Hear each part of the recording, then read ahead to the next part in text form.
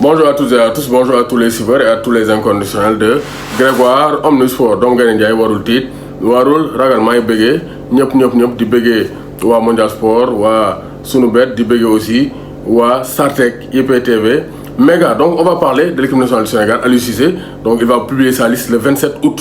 Donc vendredi prochain, on aura la liste des 26 lions. Donc on aura une liste élargie à 26. Donc pour en découdre avec le Togo et le Congo, parce qu'actuellement Wuro dem na Kang waxi mag dem na Ndangtali actuellement moom bëre rek a des. Juin la woon am nu stade bu baax gars yi reporté match yi mais actuellement comme stade bi nee homologué nañ ko donc j'espère que face au Togo courant du coupé ñu ngi ñaan yàlla courant bañ a coupé mu bañ a taw comme ça ñu mën a jouer tranquillement gars yi mën a dem ñu mën a bañ a am problème. Donc avant cela je vais parler des Lions du beach soccer dama ciy ñëwaat.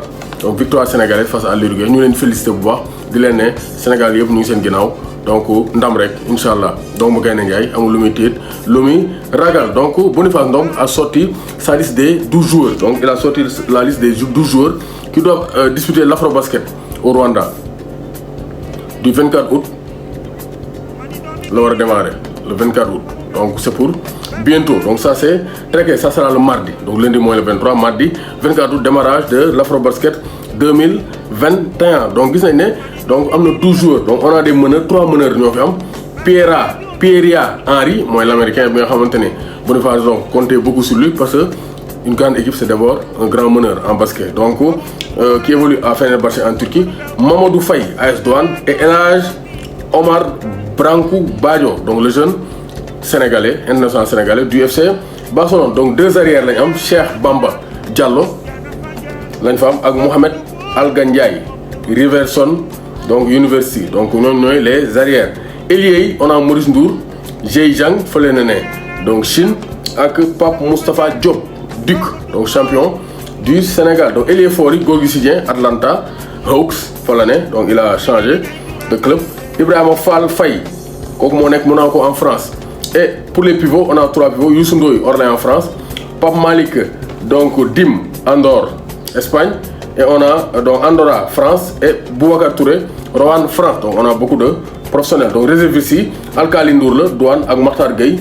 Donc Feletia, Menorca, Espagne. Donc là, moi, les 12 lions sélectionnés par Boniface donc pour l'Afrobasket 2021. Donc on va parler de l'équipe nationale du Sénégal à Aliou Cissé. Donc d'abord requête information bi génn Sénégal dafa defoon requête pour ñu pousse match bi du 1er au 2 parce que xamoon nañ ne libération des joueurs yi 29 la le temps que ñu ñëw le 30 Aliou Cissé benn wala 2 jours lay am pour mën a préparer matcham bi face au Togo.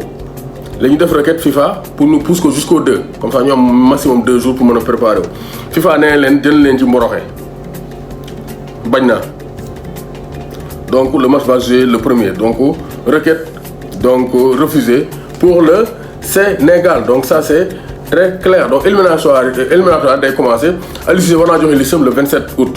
On a revoir ban liste lay génne parce que donc y a beaucoup de joueurs yoo xam ne ñu ngi ci ay situations yoo xam ne doo comprendre situation d'incertitude comme ay Diao Baldé Keita ba léegi jóguñu am Monaco demaguñu Inter kenn xamul fa la ñuy taxaw donc c'est un peu compliqué.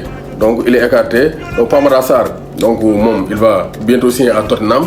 Donc moom sax un problème parce qu'il est compétitif avec le FCMS. Aliou Cissé aussi muy joué même s'il est annoncé à 3. Donc Nampalys Mendy, Gana Gueye pour l'instant ils n'ont pas encore joué de match officiel mais je ne pense pas que ça soit un problème pour Aliou Cissé. Mais joueurs yëpp war nañoo xoolaat seen situation jéem a xool nan lañ koy améliorer parce qu'on a besoin de joueurs compétitifs. Parce qu'actuellement, les choses sérieuses commencent. Les éliminatoires, CAN, donc il faut que les joueurs soient conscients qu'ils doivent être compétitifs pour maintenir leur place en équipe nationale du Sénégal. Libération des joueurs, ça c'est un casse-tête pour Aliou Cissé. Comme Angleterre, Kouyaté, Nampalys Mendy. Donc nous, ils vont jouer donc le 29 le 29, dimanche 29, donc avec des journées de championnat prévues ce week-end-là. Donc au plus tôt, le 29 la gars di ñëw wala au plus tard le 30, le 31 match yu premier. Donc Aliou Cissé yaakaar naa groupe bi mu woon dernièrement face donc à la Zambie et au Cap-Vert match amicaux yi je pense que li mu ci changé narul bari. Il va ramener le même groupe.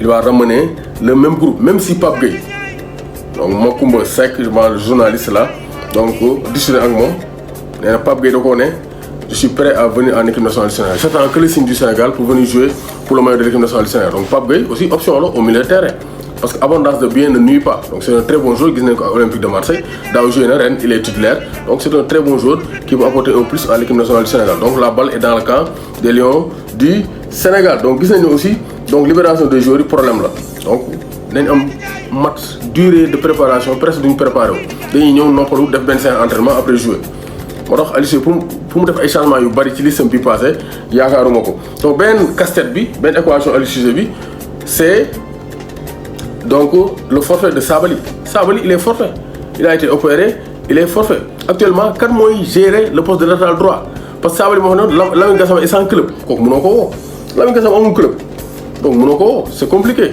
Moussa Wagué n'a pas encore repris donc ses capacités donc commencé waat naa taw mais mooy loolu donc ñan ñoo ci nekk naturellement pour mën a ñëw gérer ñan lay woo mooy Ibrahima Mbaye bu Bologne Alpha Dionkou wala Formose Mendy ou encore Moutarou Baldé pour man war naa mën a may chance les joueurs locaux Khadim Diaw meilleur joueur étranger de la Ligue guinéenne avec Orea Moutarou Baldé champion du Sénégal capitaine Teungueth FC kooku war na ko mën a may chance c'est un bon latéral droit ñu may chance le football local.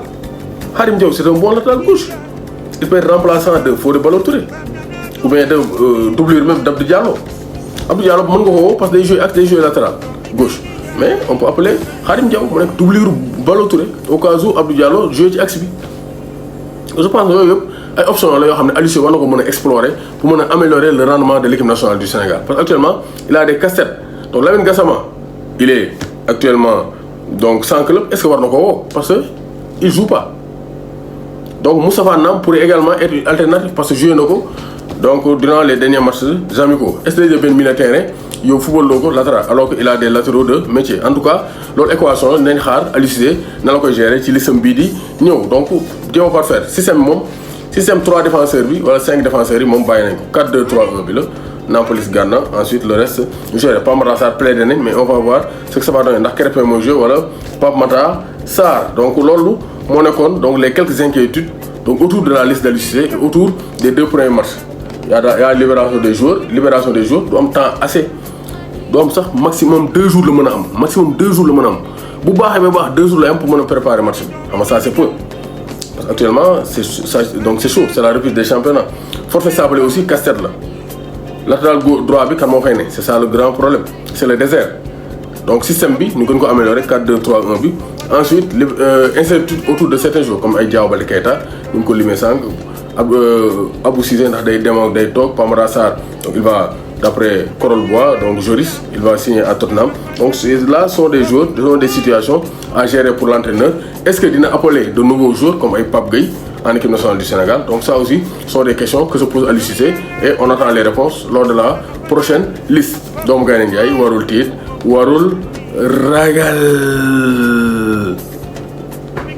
saison football bi léegi mu ubbiwaat bientôt la CAN bientôt la Coupe du Monde 2022 bientôt les Jeux olympiques bu ngeen bëggee seetaan match yi sport bi télénovelas yi documentaires yi film yi séries lu ngeen bëgg dem leen abonné télé internet la télé de l'avenir avec Sartec Méga IPTV 8000 chaînes à 39 500 l'année box bi dañ koy jaay avec donc 30 000 francs abonnement bi 39 500 muy 69 500 année bi yëpp ngay seetaan chaîne bu la neex dootoo fay dara boo amee Smart TV abonnement bi rek ngay jënd à 39 500 donc télé internet la da ngay wifi sa kër mu koy doxal donc c'est la télé de l'avenir. Vous abonnez sur Sartec Méga IPTV contactez le 77 535 97 62 77 535 97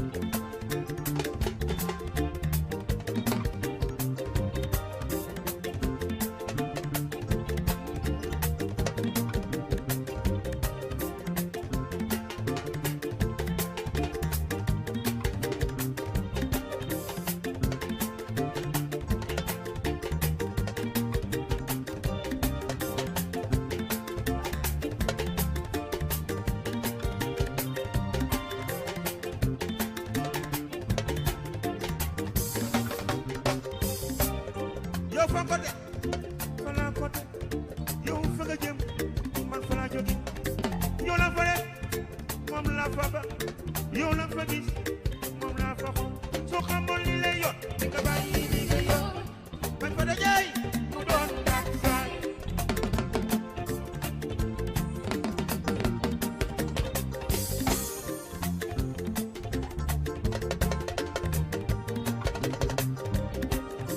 yow fa ko teg fa laa ko teg yow fa nga jëm man fa laa jóge yow la fa gis moom la fa ba yow la fa def moom la fa moom soo xamoon li lay yor di nga bàyyi li nga yor man fa dajay mu doon tak saay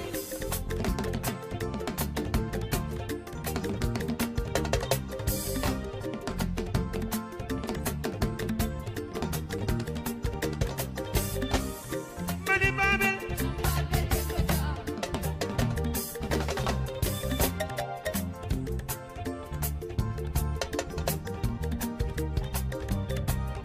ku fi sant Njaay ku fi sant Njaay ku fi sant Njaay waroo tiit waroo ragal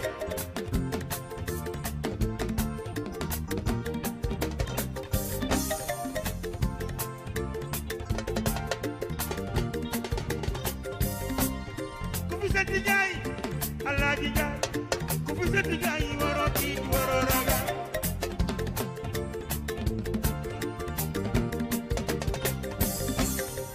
Alaaji Njaay doomu gi di Njaay doomu gi di Njaay waroo tiit waroo ragal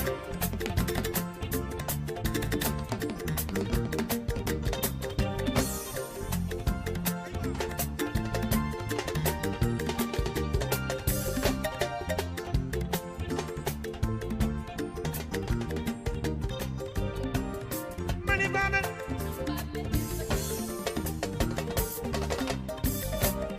mani Babel mani Babel mani Babel Babel dee ba caamel Babel dee ba caam lay ji mani caam mooy sunu maam Babel